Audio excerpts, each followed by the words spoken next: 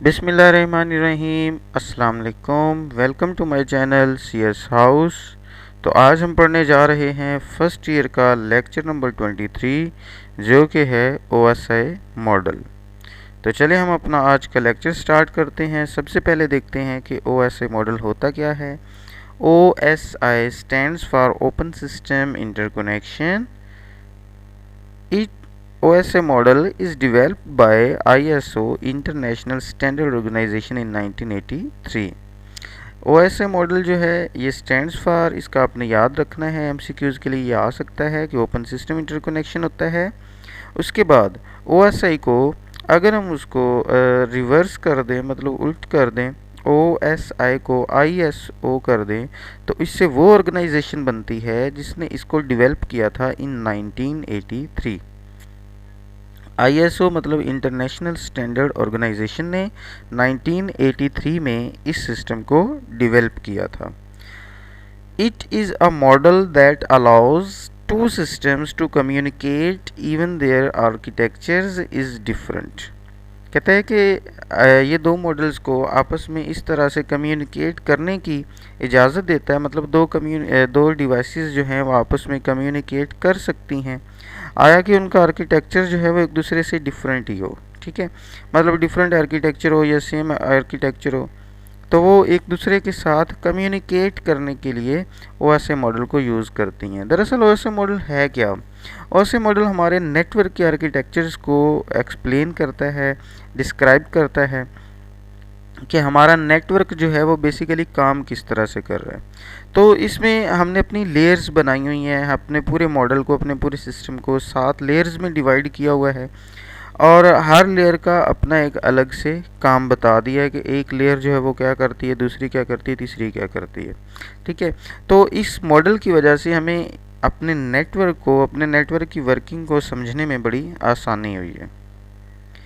It provides a logical framework for data communication process to interact across network। ये हमें एक logical frame हमें फ्राहम करता है जिसमें हम अपने नेटवर्क में कम्युनिकेशन करवा सकते हैं और उसकी इंटरेक्शन भी क्रिएट की जा सकती है। मतलब इंटरेक्ट अक्रॉस नेटवर्क से मुराद कि हम उसको आसानी से समझ सकते हैं, हम उसके साथ इंटरेक्ट हो सकते हैं कि हमारा नेटवर्क जो है वो किस तरह से काम कर रहा है। वैसे model consist of 7 layers. Each layer perform a specific function in a network layer. ठीक है, मतलब 7 लेयर्स पर हमारा ये नेटवर्क मुश्तमिल है, मतलब ये मॉडल मुश्तलिक है। 7 लेयर्स हैं इसमें टोटल, और हर लेयर का जो अपना एक काम है वो स्पेसिफिक है, उसके एक ज़िम्मे एक रिस्पॉन्सिबिलिटी है जो रिस्पॉन्सिबिलिटी पूरी करेगी। लेयर्स अब कौन कौन सी हैं? फर्स्ट ऑफ ऑल है जी अपर लेयर, नेक्स्ट है जी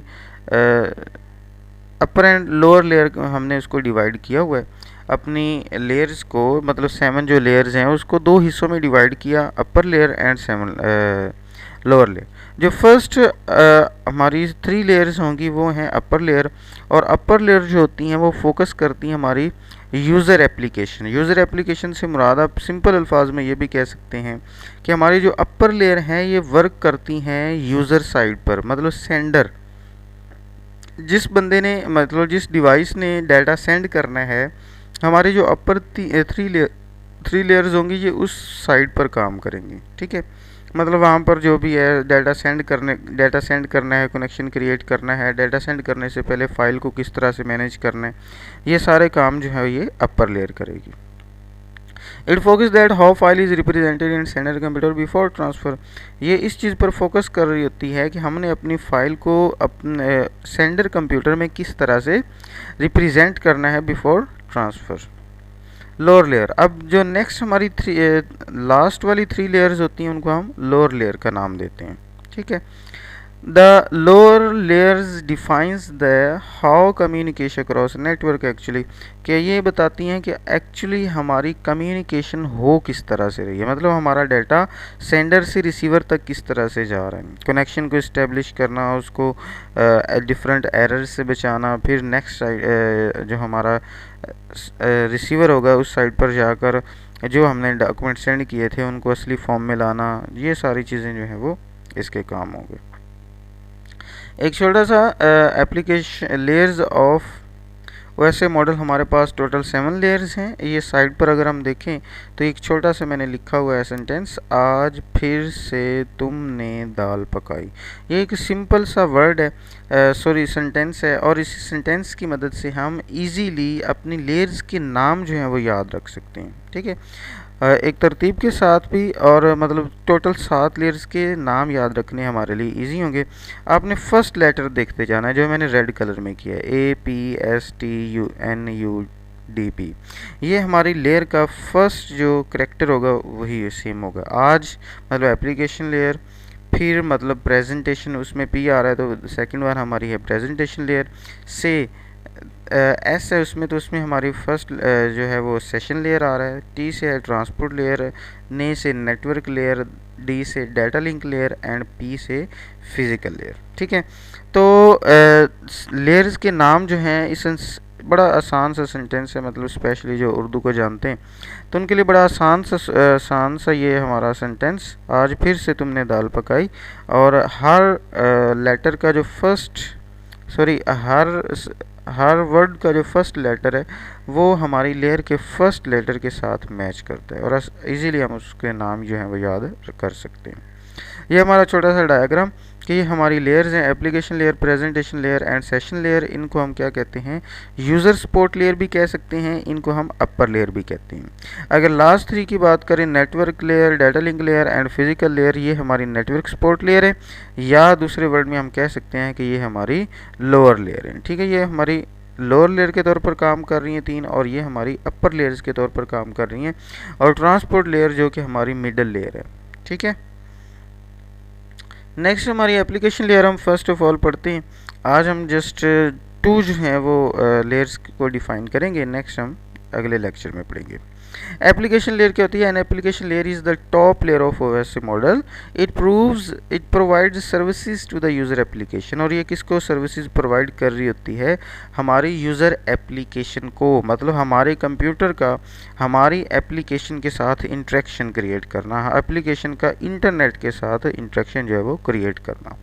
एक एग्जांपल हम छोटी सी लेते हैं कि अगर फ़र्ज़ करें कि हमने एक साइकिल है, उसको हमने उकाड़ा से लाहौर पहुंचाना है। ठीक है, तो अब हम क्या करेंगे? फ़र्स्ट ऑफ ऑल ऐसे तो नहीं है कि हम साइकिल को पकड़ेंगे और लाहौर पहुंचा देंगे, नहीं, इस तरह से नहीं होता। हम पहले क्या करेंगे, जिस बंदे को हमने पहुंचानी है उसके साथ सबसे पहले हमारा कनेक्शन क्रिएट होना चाहिए, मतलब उसके साथ हमारा राब्ता होगा। हमने जो कॉल की, ठीक है, हमने कॉल की, कॉल से क्या हुआ, कॉल से सेंडर और रिसीवर दोनों का आपस में इंटरेक्शन क्रिएट हुआ, दोनों की बाद में डील होगी, फिर वो सारा काम बाद में। तो जो सबसे पहले दोनों का इंटरेक्शन क्रिएट हुआ है वो क्या है? वो एप्लीकेशन लेयर है। कॉल की, कॉल जैसे ही हुई तो कॉल से हमारा क्या है, एप्लीकेशन लेयर के दोनों एक दूसरे के साथ कम्युनिकेशन की स्टार्ट हुई है, मतलब इंटरेक्शन स्टार्ट हुई है अभी। तो इंटरेक्शन हम किसको कहेंगे? हमारी एप्लीकेशन लेयर। तो इसका काम भी यही होता है कि इंटरेक्शन क्रिएट करना, एप्लीकेशन लेयर का काम। It enables the user to access the network. This layer provides the user interface। और यूज़र इंटरफेस पर काम कर रही है कि यूज़र जो है उसने डाटा सेंड करना है, तो उसने सबसे पहले इनफैक्ट अपने सिस्टम को, अपनी एप्लीकेशन को नेटवर्क के साथ कनेक्ट करना होगा। It provide some services. It allows the user to transfer file. ये यूज़र को ये अलाउ करती है कि वो ये फाइल को ट्रांसफ़र कर सकता है। It provide the facility of sending end storing email. Email को सेंड कर सकता है और उसको स्टोर कर सकता है। नेक्स्ट वन अगर हम बात करें तो हमारी जो प्रेजेंटेशन लेयर, प्रेजेंटेशन लेयर नाम से ही जाहिर है कि हम अपना डाटा जो सेंड करने जा रहे हैं, तो डाटा को सेंड करने से पहले हम किस तरह से प्रेजेंट करेंगे, मतलब हमारा डाटा जो है वो किस फॉर्म में होगा। अब फ़र्ज़ कर लें कि दोनों की कॉल पर बात हो गई, उनकी डील हो गई। जब डील हो गई तो अब इनफैक्ट डाटा सेंड करना है, हमने जो साइकिल था उसको सेंड करना है। तो अब ऐसे नहीं हो सकता कि हम साइकिल को वैसे ही पकड़ें और मतलब छोड़ आएँ, ऐसे नहीं है।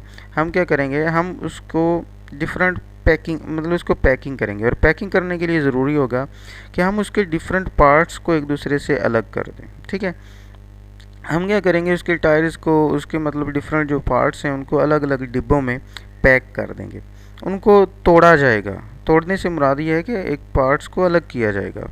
तो इसी तरह से जब भी हम डाटा सेंड करते हैं तो हम सीधा सीधा ओरिजिनल डाटा सेंड नहीं कर देते, बल्कि हम उस डाटे को डिफरेंट फॉर्म्स में क्रिएट करते हैं।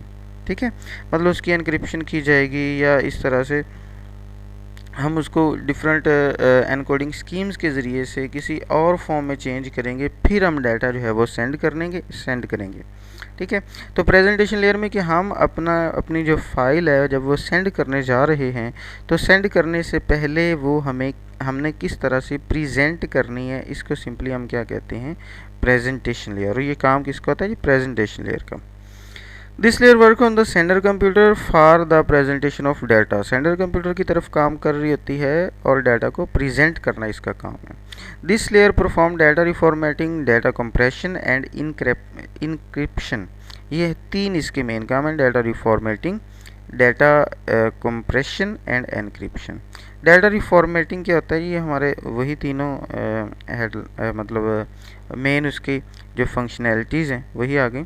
Data reformatting. When two computers exchange data, the data is exchanged into the bit stream before it's transferring। कि हम क्या करते हैं, जब भी डाटा ट्रांसफ़र किया जाता है तो डाटा को ट्रांसफ़र करने से पहले हम क्या करते हैं, उसको बिट की फॉर्म में चेंज कर देते हैं। तो जो बिट की फॉर्म में हमने उसको चेंज किया उसको हम क्या कह रहे हैं, डाटा रिफॉर्मेटिंग। क्योंकि डिजिटली जब भी हम डाटा सेंड कर रहे होते हैं, इलेक्ट्रॉनिकली जब भी किसी भी तरह का कोई डाटा सेंड किया जाता है तो उस डाटे को बिट्स में चेंज किया जाता है।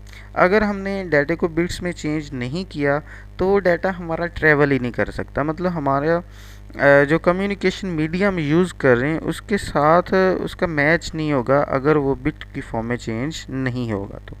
ठीक है, different encoding techniques are used for data reformatting. हमारे पास बहुत सारी टेक्निक्स होती हैं, उनमें से किसी भी टेक्निक को यूज़ करते हुए हम डाटा की रिफॉर्मेटिंग कर सकते हैं। आजकल आस्की जो है वो बहुत ज़्यादा मतलब यूज़ की जा रही है, ASCII encoding scheme.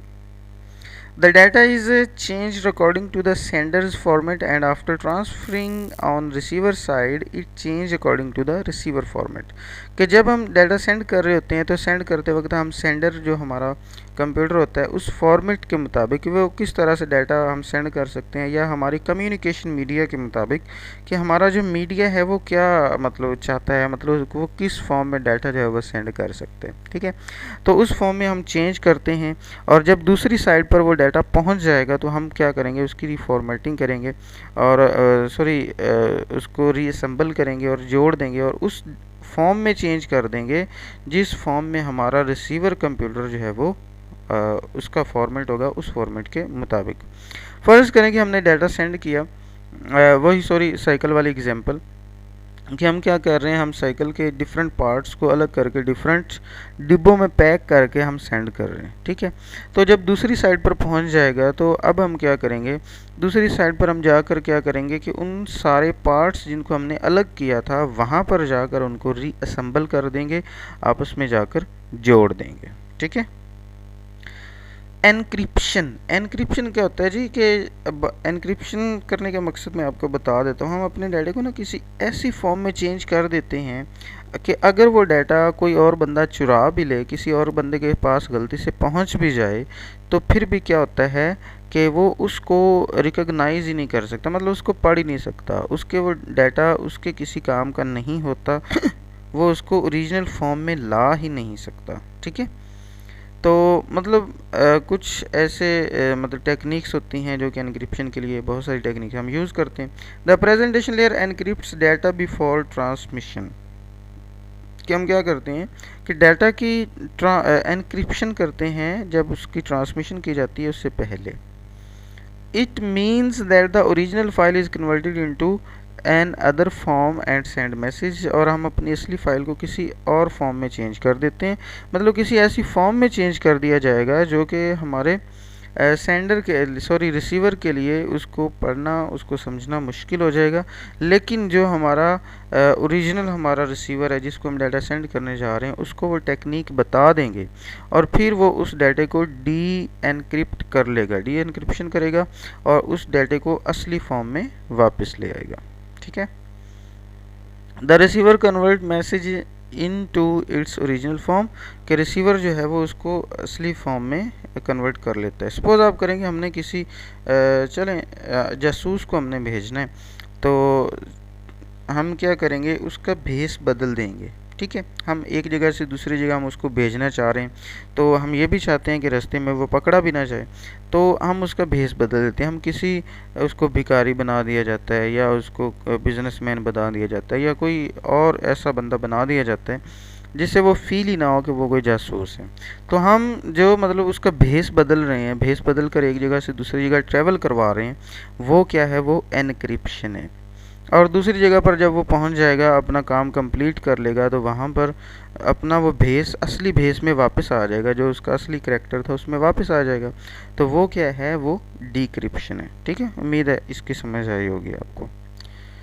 It is called decryption. और जब हम उसको ओरिजिनल फॉर्म में वापस ले आते हैं, तो वो क्या होता है, वो डिक्रिप्शन होता है। कंप्रेशन, कंप्रेस करना मतलब डाटे को थोड़ा करना, उसका साइज़ जो है, उसका वॉल्यूम जो है, उसको कम करना।